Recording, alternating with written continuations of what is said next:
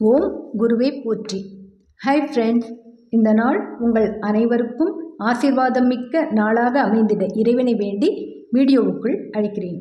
நாம் ரமண மகரிஷி ஐயாவின் வாழ்க்கை வரலாற்றில் சென்ற பகுதியில் பகவான் லட்சுமி பசுவின் மீது கொண்டிருந்த அன்பையும் அதற்கும் மேலாக லட்சுமி பசுவும் பகவான் மீது கொண்டிருந்த நேசத்தையும், இந்த பரஸ்பர நேசத்திற்கு பின் ஒரு நம்பிக்கை, அதாவது போன ஜென்மத்தில் கீரை பாட்டியாக இருந்து உணவு சமைத்து பகவானுக்கு சேவை செய்து வந்த பாட்டிதான் இந்த பிறவியில் லட்சுமி பசுவாக பிறந்து பகவானின் அன்பிற்கு ஏங்குகிறது என்பதை பகவான் உட்பட அனைவரும் தீர்க்கமாக நம்பியதையும், அதனால் பகவான் லட்சுமி பசுவிற்கு செய்ய வேண்டிய அனைத்து உபசரணைகளையும் செய்து அதில் மகிழ்ந்ததையும் கண்டு நாமும் ஆச்சரியமுற்றோம். நாம் இதுபோன்று நிறைய இன்றும் கேள்விப்படுகிறோம். இறந்து போன தாய் தந்தையர் அல்லது மாமனார் மாமியார் இவர்கள்தான் மீண்டும் நம் குழந்தைகள் வடிவிலோ அல்லது பேரன் பேத்தி வடிவிலோ நம்மிடம் வந்து பிறந்ததாக நம்பி அவர்கள் மீது அன்பும் அக்கறையும் செலுத்துகிறோம். ஆனால் இதையே அவர்கள் வயோதிக பருவத்தில் உயிரோடு இருக்கும்போது அவர்களின் சிறு சிறு தேவைகளை உணர்ந்து அதை நிறைவேற்றும் பொழுது அவர்கள் இதயபூர்வமாக மகிழ்ந்து நம்மை வாழ்த்தும்போது அதற்கு ஈடு இணையே இல்லை. இதற்கு முன்மாதிரியும் நம் பகவானே செய்து காட்டியுள்ளதையும் கண்டோம். கீரைப்பாட்டி உயிருடன் இருந்தபோது சில சமயங்களில் பகவானே அவள் இருப்பிடம் சென்று சமையலுக்கு வேண்டிய கறிக்காய்களை நறுக்கி கொடுத்து பாட்டிக்கு உதவியதையும் அதில் அவர் மகிழ்ந்ததையும், அந்த பரஸ்பர அன்புதான் அடுத்த பிறவியிலும் தொடர்ந்து வருகிறது என்பதையும் கண்டோம். சூழ்நிலைகள் நிமித்தமாக சில சமயங்களில் நம்மில் சிலர் வயோதிகர்களை கண்டுகொள்ளாமல் போகலாம். ஆனால் வயதாகிவிட்டால் வயோதிகர்களும் மீண்டும் குழந்தை போல்தான் என்பதை உணர்ந்து அவர்களின் சிறு சிறு தேவைகளை நிறைவேற்றி அதன் மூலம் இறை அன்பை பரிசாக பெறுவோம். மேலும் நாம் அனைவருமே ஒரு காலகட்டத்தில் இப்பருவத்தை கடந்து வர வேண்டியவர்கள்தான் என்பதையும் நினைவு கூர்தல் மிகவும் நல்லது. இந்த காலகட்டங்களில் இளைஞர்களும் மற்றவர்களும் ஆதரவற்று விடப்பட்ட முதியோர்களை தேடிச் சென்று உதவுவதை பார்ப்பது மிகவும் மகிழ்ச்சியாகவும் மன நிறைவாகவும் உள்ளது. சரி, இந்த பகுதியில் பக்தர்கள் என்ன கேள்வி கேட்டார்கள், பகவான் அதற்கு என்ன பதில் சொன்னார் என்பதை பற்றி தான் தெரிந்து கொள்ளப் போகிறோம். வாங்க வீடியோவுக்குள் போகலாம். பகுதி 58, வினாக்களும் விடைகளும்.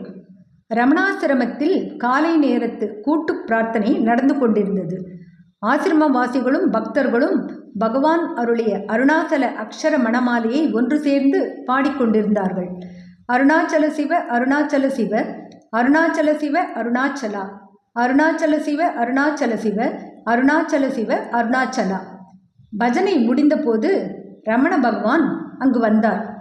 எல்லோரும் எழுந்து அவரை வணங்கினார்கள். பகவான் அவர்களை ஆசீர்வதித்து அமர்ந்தார். அவரை தொடர்ந்து மற்றவர்களும் அமர்ந்தார்கள். குஞ்சுசுவாமி எழுந்து பக்தர்களை பார்த்து, பகவான் வந்து அமர்ந்து விட்டார், இனி பக்தர்கள் எல்லோரும் அமைதி காக்க வேண்டும் என்றவர் பகவானை நோக்கி பகவானே என்று பணிவோடு அழைத்தார். பகவான் சாந்தமாக, குஞ்சு, என்ன விஷயம் சொல் என்றார். பகவானே, பக்தர்கள் தங்களிடம் நிறைய கேட்டு தெரிந்து கொள்ள வேண்டும் என்று எண்ணுகிறார்கள் என்றார் குஞ்சு சுவாமி. அதற்கென்ன, தாராளமாக கேட்கட்டுமே, சொல்கிறேன் என்ற பகவான் எல்லோரையும் பார்த்தார். அவர் கண்களில் அருள் ஒளி வீசியது. குஞ்சு சுவாமி பக்தர்களிடம், உங்கள் விருப்பத்துக்கு சுவாமி அனுகிரகித்து விட்டார். இனி ஒவ்வொருவராக சுவாமியிடம் எதை அறிய விரும்புகிறீர்களோ அதை கேட்டு தெரிந்து கொள்ளுங்கள் என்றார். பக்தர் ஒருவர் எழுந்து நின்று கைகட்டி வாய்ப்பொத்தி பணிவோடு, சுவாமி, தாங்கள் ஏன் ஊர் ஊராக சென்று ஜனங்களுக்கு உபதேசம் செய்வதில்லை என்று கேட்டார். பகவான் அதற்கு வெகு சாந்தமாக, நான் அதை செய்யவில்லை என்று உங்களுக்கு எப்படி தெரியும்? மேடை மீது ஏறி ஜனங்களுக்கு பிரசங்கம் செய்வதுதான் உபதேசமா? உபதேசம் என்பது அறிவை புகட்டுவது. மௌனம் ஒன்றினால்தான் உண்மையான உபதேசத்தை செய்ய முடியும். 1 மணி நேரம் ஆரவாரமான பிரசங்கத்தை ஒருவன் கேட்கிறான். கேட்கும்போது உற்சாகமாக இருக்கிறான். பிறகு அந்த பிரசங்கத்திலே கேட்டபடி தன் வாழ்வை திருத்திக் கொள்ள அவன் முயற்சி செய்வதில்லை. பிரசங்கம் நன்றாக இருந்தது என்று சொல்கிறான், அது போதுமா? இன்னும் ஒருவன் பரிசுத்தமான ஒரு சந்நிதியில் அமர்ந்து சிறிது நேரத்தில் தன் வாழ்க்கை நோக்கம் முழுவதும் மாறிவிட காண்கிறான். இந்த 2 உதாரணங்களில் எது சிறந்தது? பயனின்றி உரக்க பேசுவது நல்லதா, மௌனமாக அமர்ந்து ஆத்ம சக்தியை எங்கும் பரப்புவது நல்லதா என்று பதிலாக பக்தரிடம் எதிர்கேள்விகள் கேட்டார். உடனே அந்த பக்தர், தாங்கள் சொல்வதே நன்மை பயக்கும் பகவானே என்று மகரிஷியின் கருத்தை ஏற்றார். மற்றொரு பக்தர் அப்போது எழுந்து தானும் கைகட்டி வாய்ப்பொத்தி பணிவோடு, மகரிஷியே, சாந்தியே இயற்கை என்பது எப்படி என்று கேட்டார். அதே சாந்த பாவனையோடு பகவான் பதில் சொல்லலானார். ஆத்மாவின் இயற்கையான நிலை சாந்திதான்.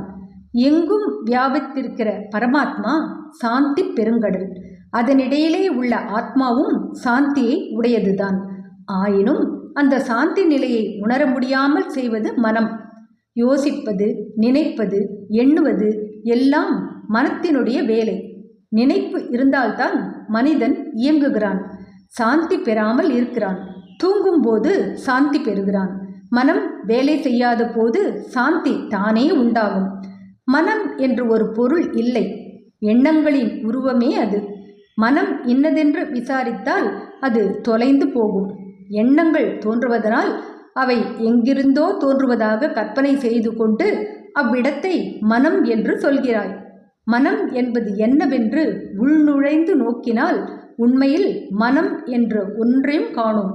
இப்படி மனம் இறந்தால் சாஸ்வதமான சாந்தி விளங்கும் என்றார் பகவான். மூன்றாவதாக ஒரு பக்தர் எழுந்து மிகுந்த அடக்கத்தோடு, குருதேவரே, தியானம் என்பது யாது என்று கேட்டார்.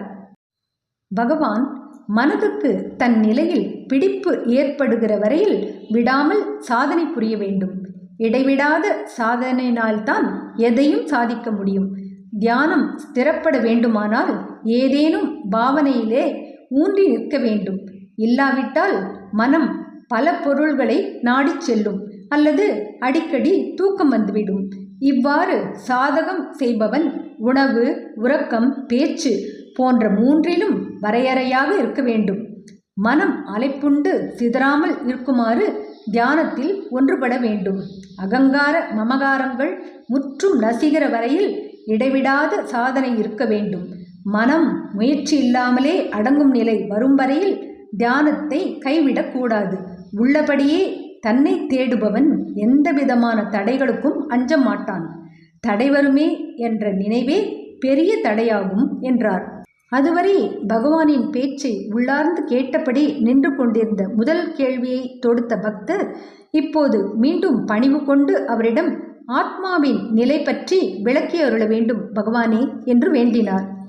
ஆத்மாவானது ஜாக்ரம், சொப்பனம், சஷிப்தி என்ற 3 அவஸ்தைகளிலும் முறையே கண், கழுத்து, இருதயம் என்ற 3 இடங்களையும் தலைமையாக கொண்டு போகங்களை நுகர்கிறது. ஆனாலும் அது தன்னுடைய ஆஸ்தானமாகிய இருதயத்தை விட்டு எப்போதும் நீங்குவதே இல்லை. இருதயம் என்னும் குகையில்தான் ஆத்மாவின் உருவத்தில் பிரம்மம் பிரகாசிக்கிறது. ஆத்மாவை தேடும் மனம் தன்னைத்தானே அழித்து இருதயத்திலே சென்று லயமாகும். அப்போது மனதின் தொழிலாக மாயையின் விலாசம் மறைந்துவிடும். மாயா விலாசம் மறைந்த கணத்திலேயே ஆத்ம விலாசம் தோன்றும். ஆத்மா எல்லா தேகத்துக்குள்ளும் இருக்கிறது. அதனால் அதை சாட்சி என்று சொல்வார்கள். ஆத்மா இருட்டும் பிரகாசமும் இல்லாத சுயஜோதியாக தன்மயமாய் விளங்கும். அதை இத்தகையது அத்தகையது என்று பாவிக்க முடியாது. அப்படி பாவிப்பதால் அந்த பாவனையே ஒரு பந்தமாக முடியும். ஆகவே மனத்தை ஆத்மாவிலே கொண்டு போய் ஒடுங்கச் செய்வதுதான் ஆத்மானந்தம் பெற ஏற்ற வழி. ஆத்மா மனதிடம் வந்து தன் உருவத்தையும் இயல்பையும் காட்டாது. மனம் அதை உணரும் ஆற்றல் உடையது அல்ல. அகண்டமான சமுத்திரத்திலே மூழ்கி இறப்பது போல் மனத்தை புகுத்தினால் அந்த மனம் அங்கே ஒன்றும் செய்ய முடியாமல் இறந்து போகும். அப்படி மனோநாசம் வந்தால் அதுவே ஆத்ம சாட்சாத்காரமாகும் என்று விளக்கினார் பகவான்.